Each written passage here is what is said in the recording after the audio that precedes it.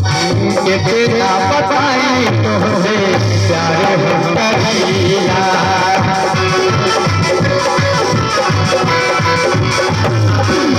कितना बताई तुझे प्यारे हो करिया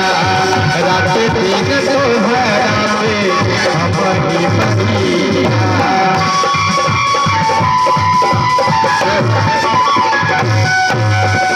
कितना बताई हमसे प्यार करिया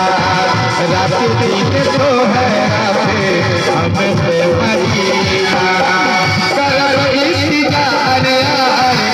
बला के सामने कर इंतजार यार बला के सामने मेरे खातिर आ गया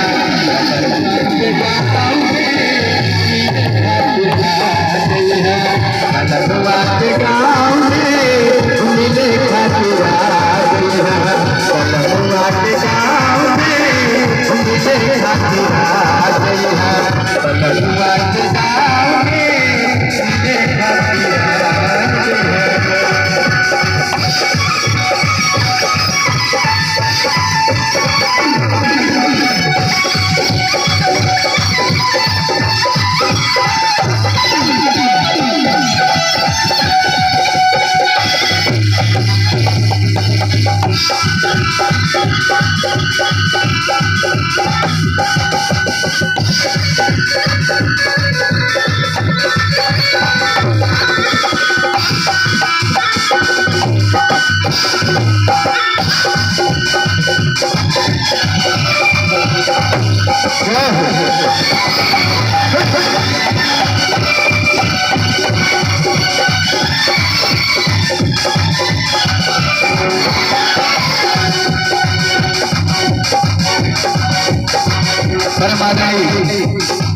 कुमार